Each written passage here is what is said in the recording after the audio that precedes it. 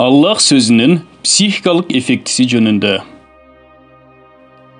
Мындан biraz murdarak Нидерландиялык психолог профессор Ван дер Ховен ыйык Куранды окуу жана Аллах деген сөздү кайталоо процесси учурунда өзү ачкан бир ачылыш тууралуу кабарлады. Профессор өзүнүн ачылышын көптөгөн пациенттердин үстүнөн 3 жыл бою жүргүзгөн терең изилдөөлөрү менен тастыктайт. Анын айрым пациенттери мусулман эмес адамдар болушкан жана алардын көпчүлүгү арабча бир дагы сөздү билишкен эмес. Бирок аларды Аллах деген сөздү туура айтууга үйрөтүп, анын натыйжасы маанайдын чөгүүсү, депрессия, сарсана басуу жана психикалык чыңалуулар сыяктуу илдеттер менен ооруган адамдар үчүн эсти оодара турганчалык өзгөчө эффективдүү болуп чыккан. Психолог мындай дейт: арабча билген жана Куранды регулярдуу түрдө окушкан мусулмандар психикалык илдеттер менен ооруп калуудан араб тилинде Кудай деген маанини туюнткан Аллах сөзүн кайталоо аркылуу корголгон абалда болушат. Ошол эле учурда ал психикалык илдеттерди айыктырууда Аллах деген сөздүн ар бир тамгасы рол ойной тургандыгын да ачыктаган. Өз изилдөөлөрүндө Ван дер Ховен Аллах сөзүнүн алгачкы эле А деген үндү тамгасын айтуунун, башкача айтканда, анын тыбышынын өзү эле адамдын респиратордук дем алуу системасынын иштөөсүн контролдоо менен дем алууну камсыздап турарын баса белгилейт. Ал эми үнсүз тыбыш саналган велярдуу Л тамгасынын араб тилинин манерасында айтылуусу. Бул тыбыш айтылган кезде тил таңдайдын жогорку бөлүгүнө учкай тийип, кыска пауза жасоо менен андан ары ал пауза кайталануу аркылуу узакка созулат. Дем тартууну, аспирацияны жайлатат. Аллах сөзүндөгү акыркы Х табышын айтуу болсо, өпкө менен жүрөктү бири-бирине байланыштырып жана ошол байланышуу өз кезегинде жүрөктүн согуусун жөнгө салып турат.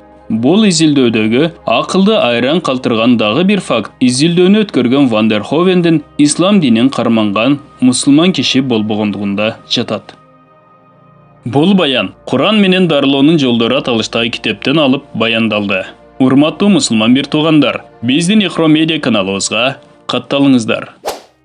Дарыгерлер айыгарынан үмүт үзгөн адамды ыйык Курандын айыктырганы тууралуу баян. Эл ичинде айтылып жүргөндөй, кайсыл бир аял өзүнүн тууганы болгон башка бир келинге ар дайым минтип айтчу экен: мен сени ар качан куш бойлуу же эмчектеги балаң менен көрөмүн. Сен кандай бактылуусуң.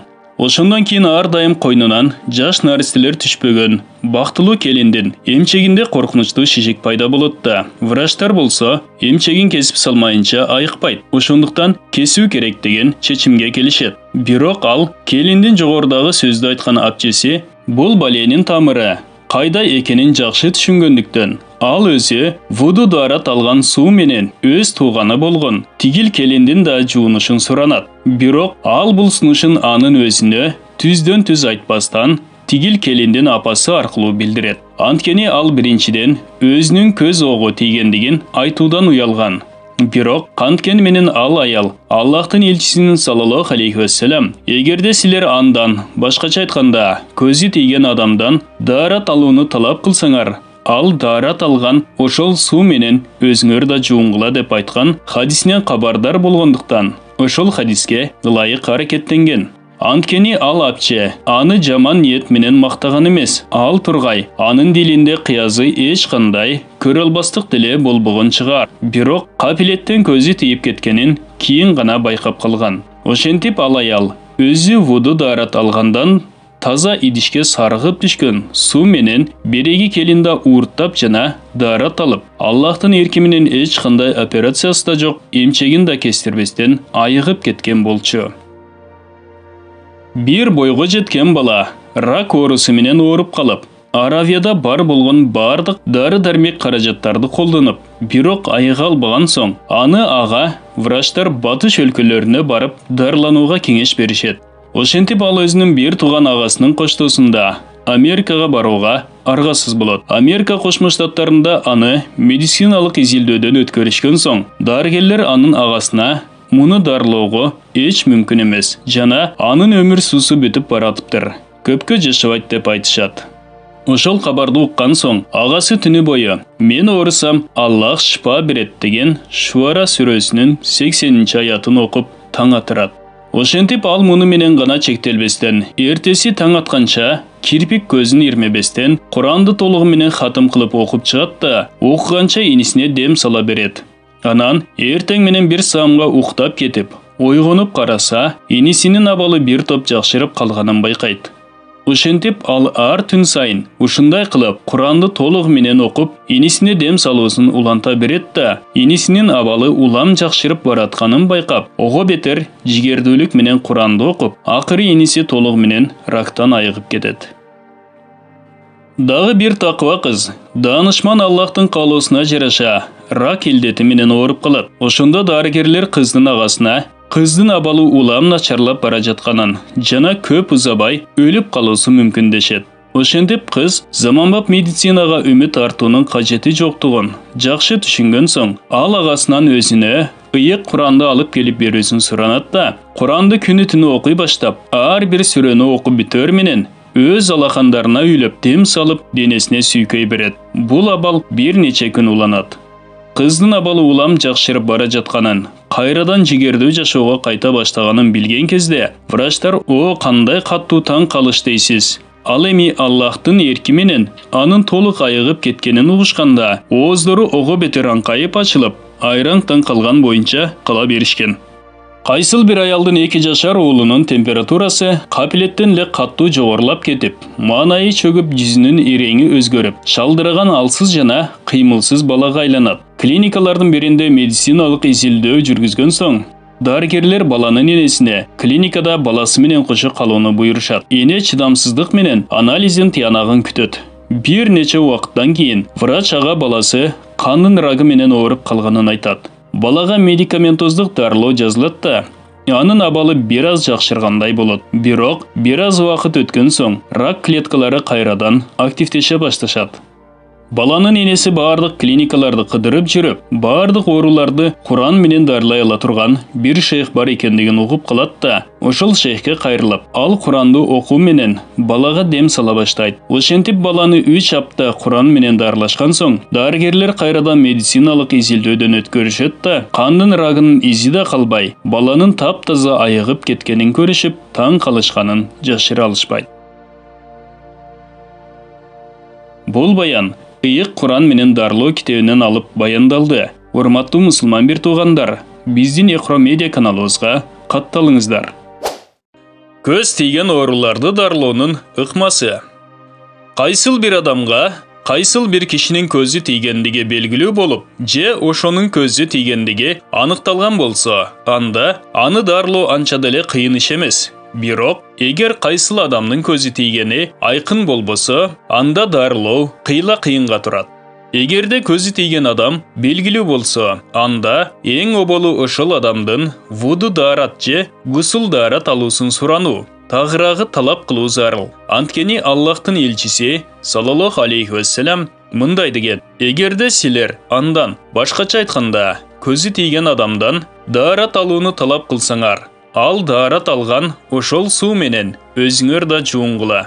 Ошентип, эгер кайсыл бир адамга көзү тийген кишинин өзү белгилүү болсо, анда анын көзү тийген адам андан жок дегенде вуду даарат алуусун талап кылуусу шарт. Жана ошондон кийин көз тийгендиктен ооруп калган адамда тиги көзү тийген киши даарат алганда тазик сыяктуу идишке куюлган суу менен жуунуп, гусул даарат алуусу талап кылынат.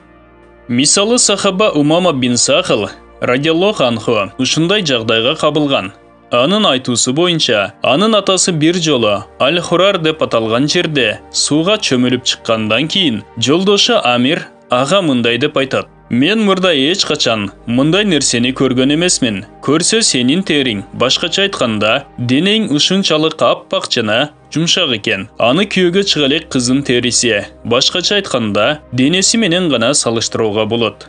Ошондон кийин көп өтпөй ооруп калган менин атамды Аллахтын элчисине саллаллаху алейхи вассалам алып келишип, Аллахтын элчиси саллаллаху алейхи вассалам ага минтип айтат: "Сиздин көзү тийди деп шек санаган адамыңыз барбы?" Атам айтат: "Ооба, ал Амир. Ошондо Аллахтын элчиси саллаллаху алейхи вассалам мындай деп айтат: андай болсо, сен эмне үчүн анын өзүнүн көзүнүн зыянына каршы ак батасын сурап калганың жок? Эми анын даарат алган суусу менен өзүңдүн буттарыңдын учтарын жана тамандарын жуугун.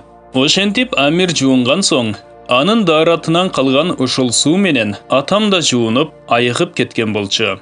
Жогоруда айтылгандай, ар бир адамды көлөкөсүндөй ээрчип жүрүүчү жана ага эгиздей жармашкан бирден шайтан болот жана ал өзүнүн шайтан туугандары менен биздин күндөлүк жашообуз тууралуу пикир алышып, мындай деп кабарлап турат: баланча абдан сулуу, тигинин болсо үйү сүрөт жана эстеликтерден таптаза.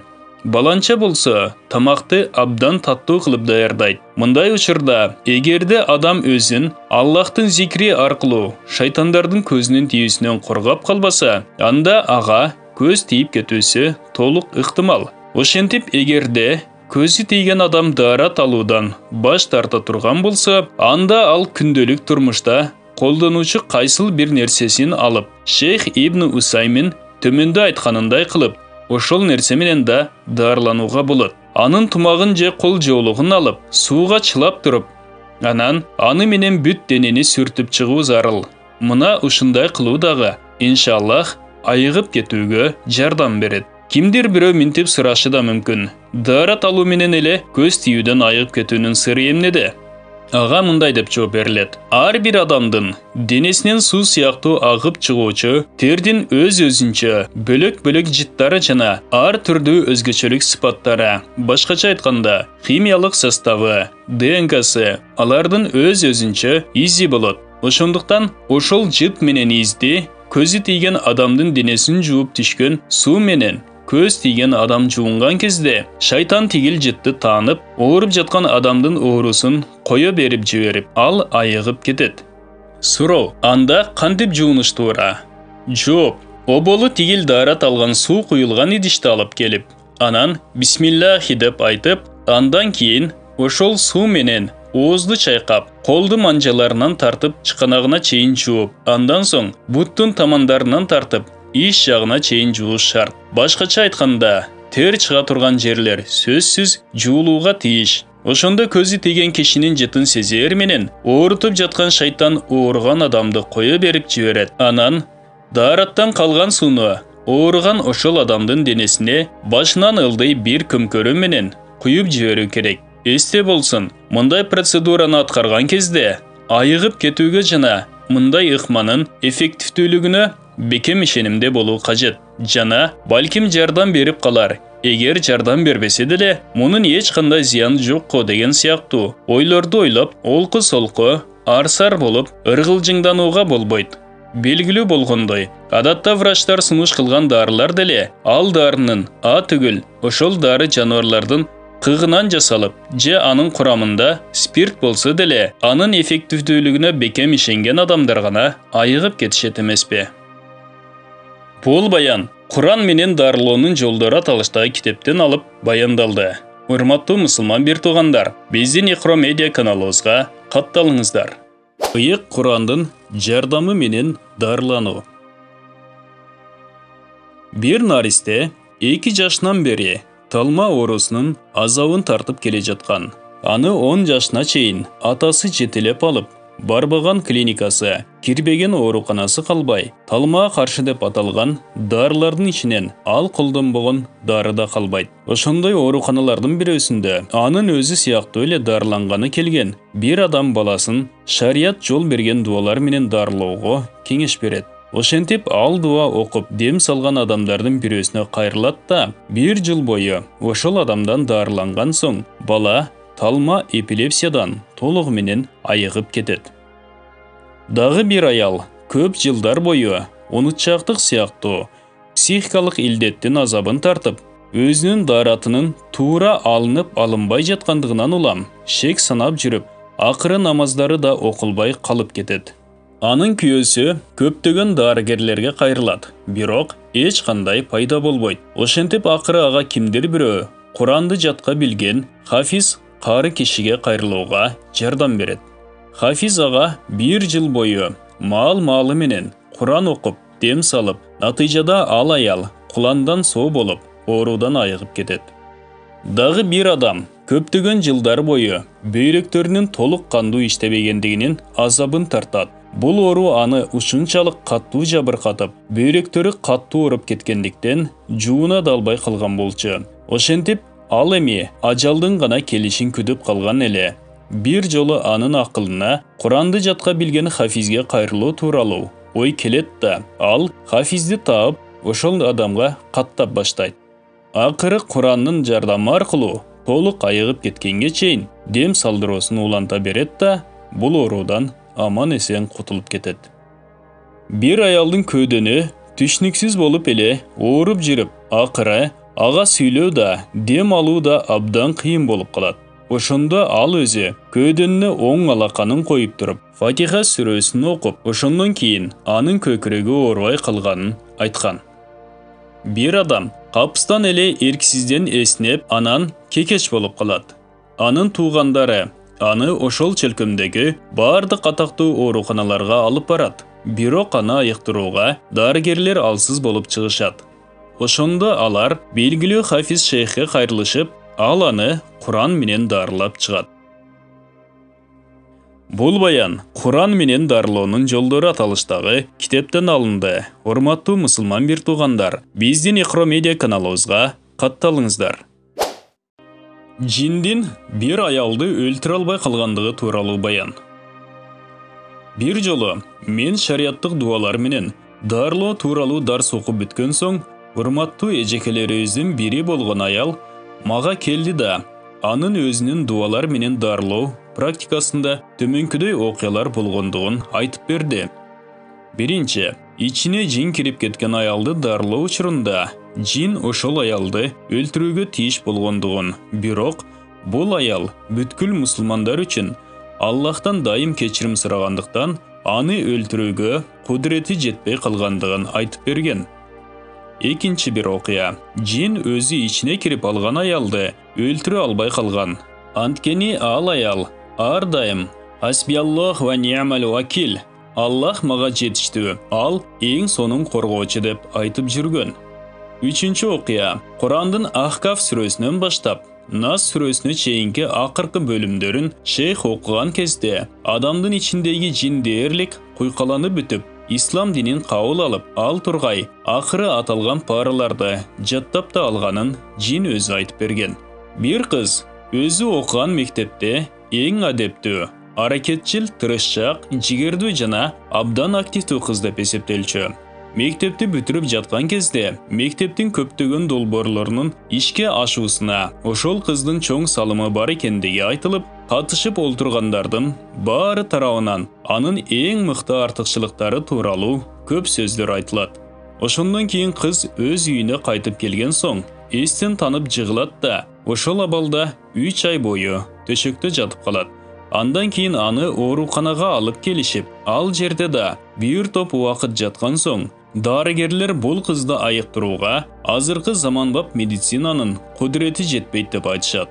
Аны кайра үйгө алып келишкен кезде мектеп директору анын абалын сурап коюу максатында анын үйүнө келип калат да, абдан активдүү кыздын көз тийүүдөн улам ушунчалык оор жагдайга кабылып, абдан боор ооруй турганчалык аянычтуу абалда калганын, ал эми анын ата-энесинин болсо жалгыз кызынын айынан өтө зор кайгыга малынып, дил түткүс, чоң азапка тушукканын көрүп кайтат да, ошондон кийин мектептин директору ошол эле бүтүрүү кечесин ошол эле катышуучулары менен кайрадан уюштурууну чечет.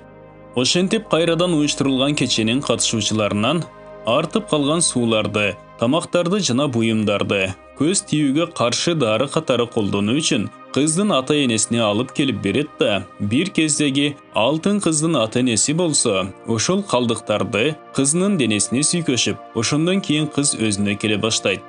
Анан анын ата-энеси Хафиз шейхти чакырышып, Куран менен дем салдырышып, ошондон кийин жакшынакай болуп айыгып кеткен кыздын өзүнүн айтуусу боюнча ал эстен танып комада жаткан кезинде деле ата-энесинин ыйлап жатышканын угуп турганы менен төшөктөн туруп келип, аларды жубатууга, сооротууга кудурети жеткен эмес. Ал ошондо уктап жаткандай жана эми эч качан ойгоно албачудай оор абалда болгон экен. Шейх аны Құран менен дарылап, қыз толық айыққандан кейін да, мындан ары да көз тиюден сақтану үшін ардайым Аллахты зикір қылып жүруге аға кеңеш береді. Ал қызын өзінің айтуысы бойынша, ал күн сайын Құранның тиешелі сүрелерін толық оқып жүреді.